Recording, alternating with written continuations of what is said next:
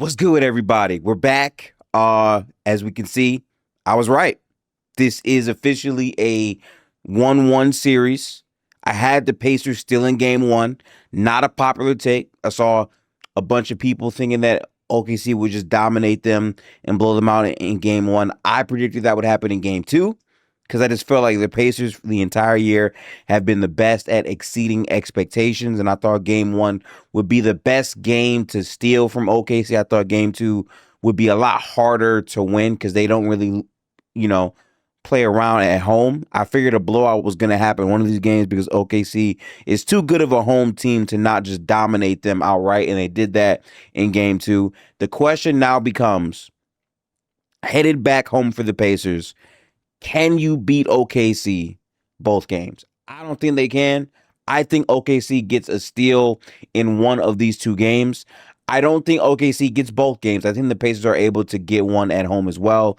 And I believe we're going back to OKC tied 2-2. I think this is going to be a very good series. And I think that there's a lot of things we've seen so far. Halliburton has not played well in the series yet.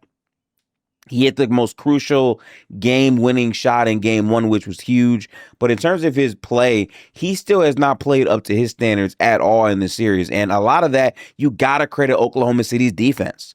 They are hounding him relentlessly, possession by possession, making sure his shot quality is not elite, is not as high as it could be. And more importantly, the team defense they're playing on everyone. Like, it's not just Halliburton. Pascal Siakam also has not had a standout elite game yet in this series either. So if the Pacers are going to beat Oklahoma City, it has to be a team win in multiple different fronts and aspects. I think Miles Turner has played pretty solid in this series. I think that they're going to need a lot more from Andrew Nembhard if they're going to really have a ton of success. They need to get their guys going a lot more. And they have to try to play even faster and score in transition a lot more because going up against a set OKC defense is difficult. This is one of the best defenses we've seen in the NBA Finals, really just in the NBA in general. So if you're the Pacers, you're going to have to try to find adjustments and changes you can make to really have success at that highest level.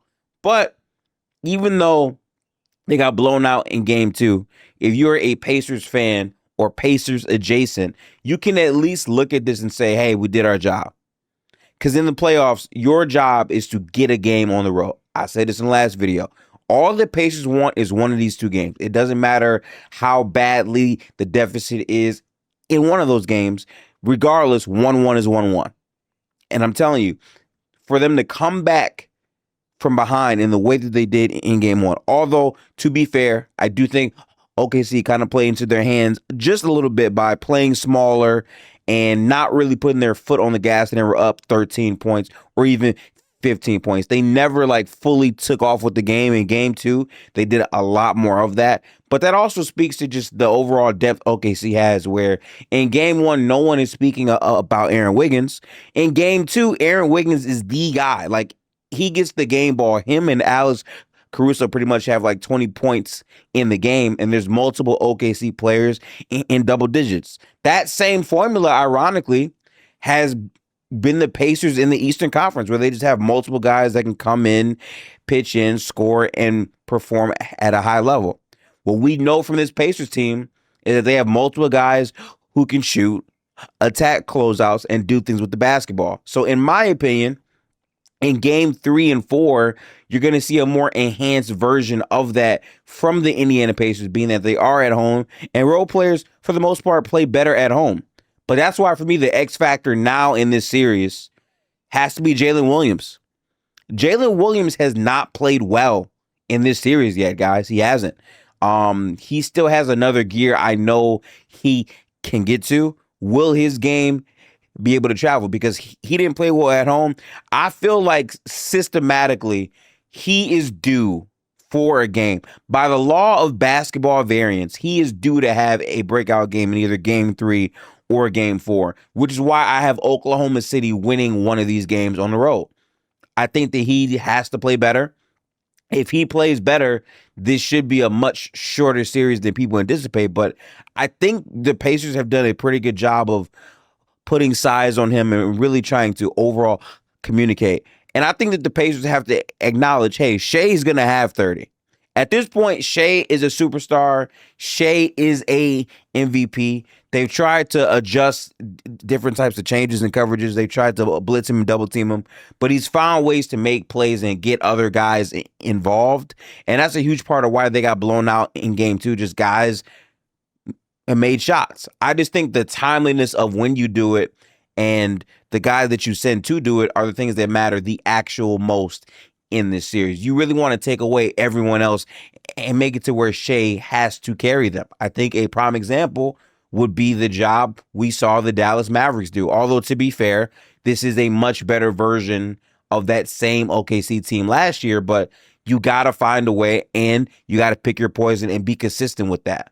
So I think that if the Pacers are able to go in there, adopt that mindset, I think they will be able to have a lot of success versus this Oklahoma City team, at least at home. Because again, they have a crazy home court advantage.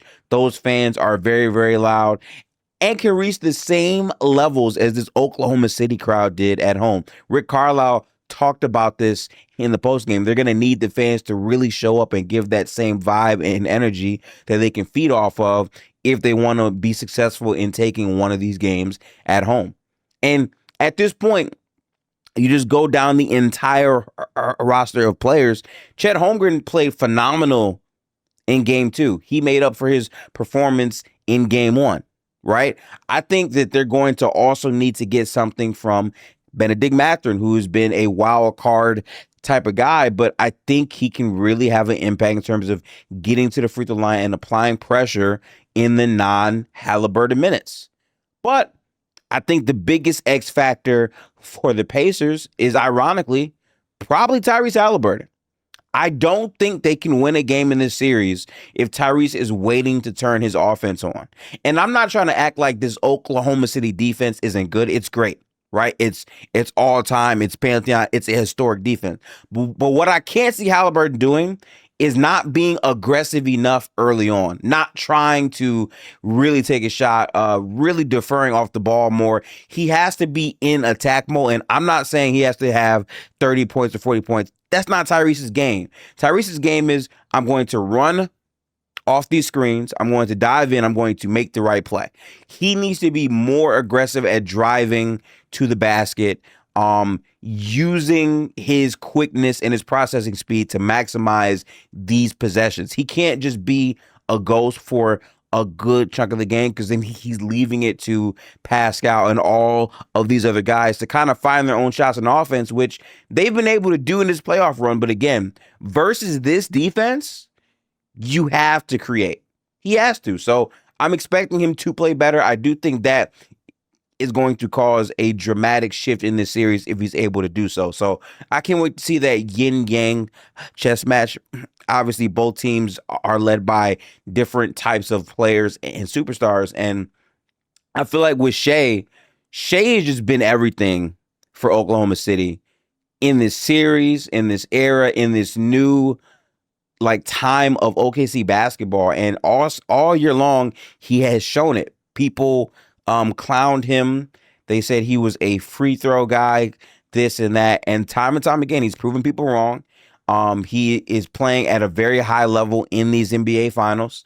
3,000 points combined between the regular season and the postseason joins a very, very short list, where the top of the list is Michael Jordan, who did it literally 10 times in a row. He's insane. But OKC, they have relied on Shea to be their guy. And consistently, he's shown that, hey, I might start off rough sometimes, but my processing and my understanding of the team and the series progresses as he gets deeper and deeper into the series. So I don't expect Shea to play overly bad in this series. I think he's going to be a model of consistency for the most part. So for me, it's about the other guys and the supporting cast. And for Indiana, you have to try to match that with your depth, with your guys who can really contribute and save you in the game. In game one, Indiana's bench showed up for them. In game two, it was really, really quiet. You cannot have that at home in a game three and a game four. And again, I'm spotting Indiana a game. I generally believe they're going to lose one of these games at home. And I understand if they lose game 3, a lot of people are going to say, oh my God, OKC's up 2-1. The series is done. That's not how it works. That is not how it works. Because I did not say that for OKC, even though I think OKC is a better basketball team. I generally believe the Pacers are loud enough, strong enough, and consistent enough to take a game at home. And that's what we're going to be watching tonight. If you want to watch the game with me, make sure to tap into Playback. I'll leave my links in the description box and the comment section below. We watch the games live over there, so tap in. I'm going to have some more thoughts about this series in the coming days. We're still trying to close out my entire setup. We're almost there. I got one more monitor that just came in, but we will be officially back to having consistent content in basketball very, very soon. So have a good one. Let me know in the comments who you have tonight, either the Oklahoma City Thunder or the Indiana Pacers. Should be a very, very fun series to watch. But as always, I'll catch y'all in the next video. Peace out, people.